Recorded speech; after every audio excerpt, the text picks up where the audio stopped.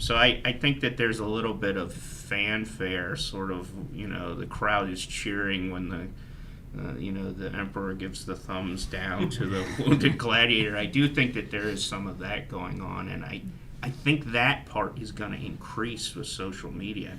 Welcome to The Defense Never Rests with Morgan and Akins, your monthly dose of uncommon sense about all things legal and some that are not. Hey everybody, this is Patricia Baxter. I am your host of The Defense Never Rests. And today on our inaugural podcast, I decided to bring in three of the smartest lawyers I know. This format's going to be a guest format, but today I thought we would try to capture what we do on a day-to-day basis in our case meetings, the interesting discussions we have, the funny discussions we have. So with me today, Wendy Smith. Hey Wendy, how are you? Hi everyone. Oliver Brooks. Hi. And Nate Bohlander. Good morning. How you doing? So today, I think we have a pretty timely topic, and it's talking about Philadelphia venue. It's notoriously one of the worst in the country for defendants, or at least that's the reputation. So what do you guys think? We've all been practicing roughly 20 years, or combined 80, if you will. What do you think of the Philadelphia venue? Is it as bad as everybody says? I don't think so. Really? In fact, I've tried 2 cases in the last 6 years in Philadelphia. Both got defense verdicts. One was last August. And I find that the jury pool has really changed in this venue. The pool of people that come through, whether it's a socioeconomic issue with these jury pools or it's just people are tired of seeing all of these high verdicts. You're just not seeing such a bad pick for a defense verdict.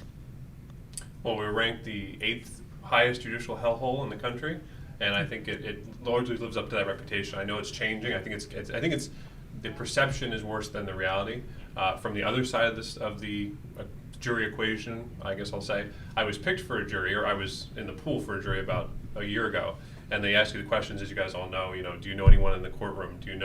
Would you be more likely to believe so and so over so and so? All those disqualifying questions. And I couldn't get out of it. I mean, everyone kind of wants to get out of it, and I couldn't get out of it. And the last question was, if anyone has a full-time job, please raise your placard. And I do, so I did. And they said everyone's dismissed. So so the people that were left, I remember walking out of the courtroom, were quite frankly people in sweatpants and tank tops and things. And I don't know and it was a very, very complex contract dispute. I don't know if those are the type of people you want hearing that. Yeah. And so it's a toss-up. See, I had the jury pool that I had in August were business owners, young students, people that just really asked thoughtful questions. We even had the jury give a question when they were deliberating and came back and they wanted to see the photographs again that were presented at trial, which really shows me as a trial attorney that the jury's really paying attention to the details that you're giving to them and that they care about the case that they are, which is I think why we got a defense verdict. Well, is the reputation based on reality, or is it something that, the news media picks up these crazy large verdicts, and we're going to talk about one of them today, but the crazy large verdicts because it's interesting news. The defense verdict, is that really all that great to read about? I mean, it is for me, but... No, when plaintiffs win, they go to Atlantic City or Vegas, and when we win, we go to work the next day. I think that the venue is largely as bad as most people say. I think Wendy's right that it's changing, it's evolving sort of more towards the defense side, but that's coming from a very polar plaintiff side. With that said, where Philly really shines and stands out in the world of litigation is it's a known quantity in terms of the system that you're working with. We practice all over the Northeast. And some courts, it's really a roll of the dice how they're going to rule on things or how long it's going to take to get a ruling, if ever. But in Philly, you have a dispute, you're going to get heard, and it's going to be resolved. You may not like the outcome of it, but you know what you're dealing with, and there is a value to that alone. I think part of the sort of the hype surrounding Philly being a judicial hellhole is not just verdicts. I mean, the lower level actions within the cases like discovery motions and stuff, sometimes those are pivotal things and those get picked up occasionally and some of those can be pretty crazy. Yeah. Well, I mean, that's what gets coverage is the crazy ones, and let's talk about that real quick. Well, maybe not real quick, but Johnson & Johnson just got hit this week with an $8 billion award, the largest Philadelphia verdict since they've really been tracking verdicts. So, and what does that say? What can we take from the Johnson & Johnson verdict? I mean, historically, or is it an outlier? Is it an exception to the rule? The background of the case is that it was first heard in 2015, went to a jury trial. Jury came back $1.75 million.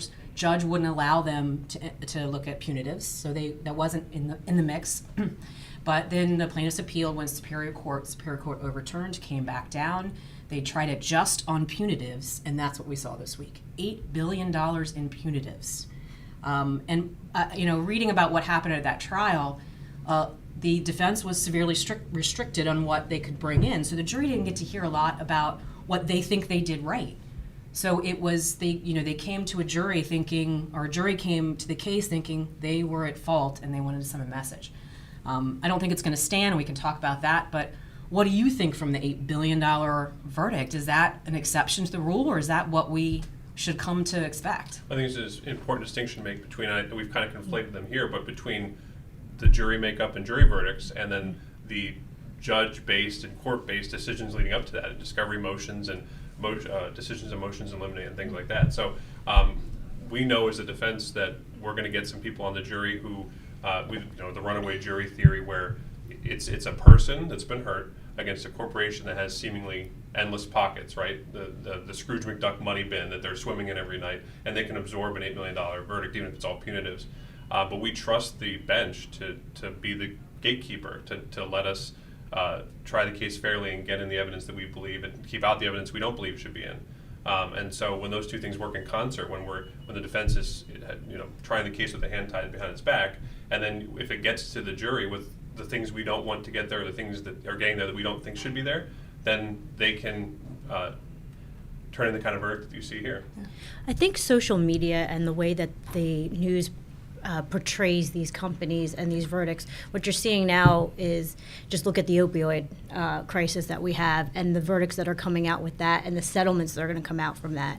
And people see that. So if you have a jury pool, I mean, I don't know what evidence, what restrictions happened in the Johnson & Johnson case, but there's already a mindset just from the social media aspect for a juror to come in and see what the potential damages are, and you might see some of these high verdicts come out, especially in this type of case. I mean, Americans in general love a fall from grace story. I mean, we were riveted to the O.J. Simpson trial. I mean, I remember that. It was fantastic entertainment, even when it was really dull. Nate and I we're Steelers fans, and watching Antonio Brown's Spiral. I'm not either. Spiral has just been an absolute joy. It has. It's the only joy we had this year, quite frankly. Correct. Yeah. People sometimes forget Johnson & Johnson used to be a textbook example of responsible corporate handling of products cases. There are older textbooks that actually have outlines of when there was an issue. I think someone was poisoning Tylenol or something like that. It's been so long since I read it, but they recalled everything. They ate a huge amount of financial loss to mitigate what was really a fairly controlled and minor exposure to the populace, and they were applauded for that. And over the last 5 to 10 years, we've seen a complete flip of that, and I think people kind of latch on to that sort of a thing. Johnson & Johnson's been around forever. It's a household name. They make everything. They make the shampoo for your baby that won't make them cry. I think that that's important because I find it very hard to believe that there's anyone in this city who hasn't heard of the ongoing Johnson & Johnson verdicts, particularly in California, the talc cases. And those are significant. I don't think there's been an $8 billion one, but if you threw all those into a pot, they're probably bigger than $8 billion. So I think that there's a little bit of fanfare, sort of, the crowd is cheering when the emperor gives the thumbs down to the wounded gladiator. I do think that there is some of that going on, and I think that part is going to increase with social media. I mean, there's shows on TV like Teen Mom, really? I mean, people love a train wreck. Well, that's what I posted yesterday on LinkedIn, that article that Trish actually shared with me on whether or not there's a bill that's going to be passed, a potential bill, about whether or not we advertise or they put out publicly settlements.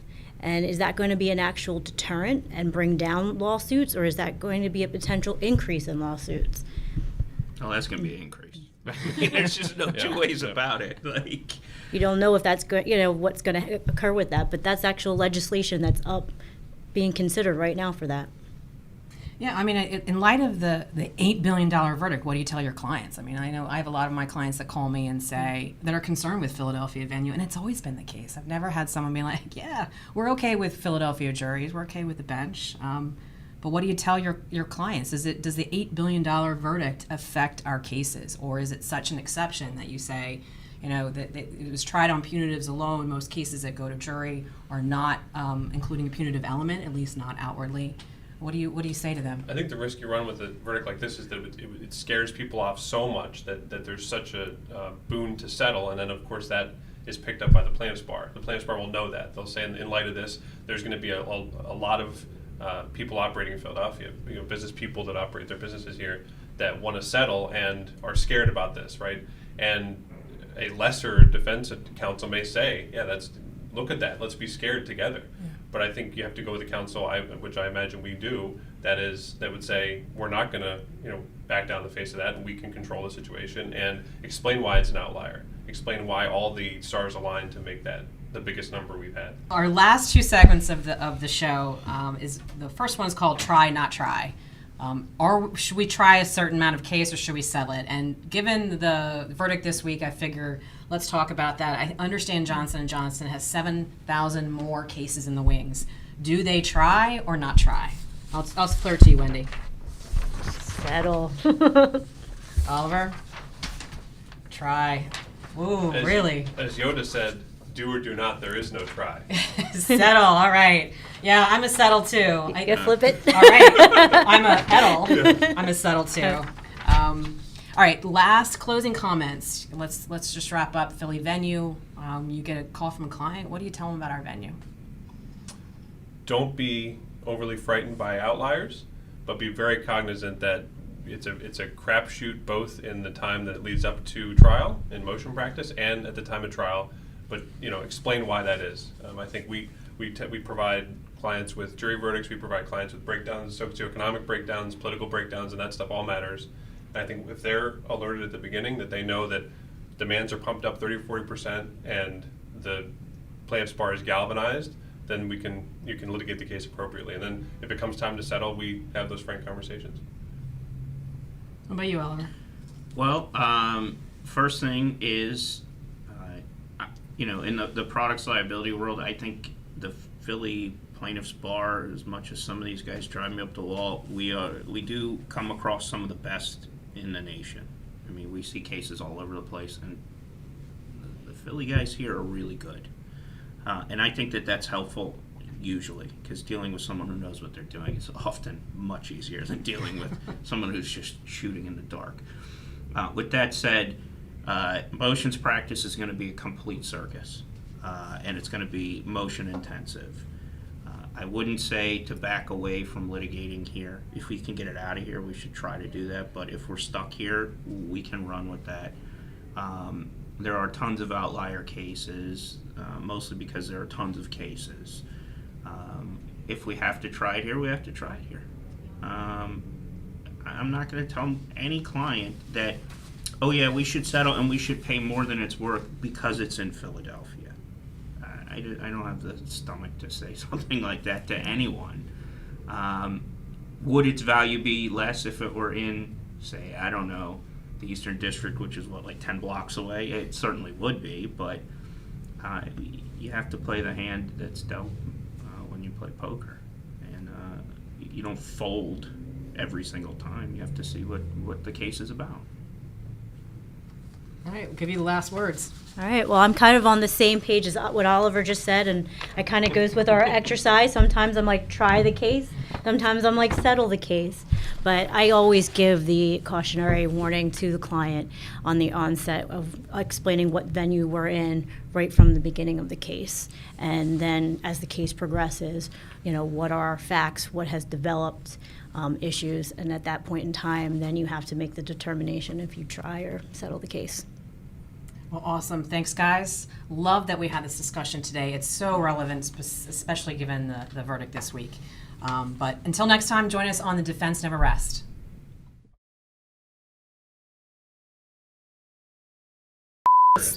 All right. Wait, what happened to our thingy? It's over here. Take one. We should write on that. All right, I've always wanted to do that. Yeah. That's a wrap. Whoa, jeez. Okay. All right, Paul breaks all of our. All right. It's all right.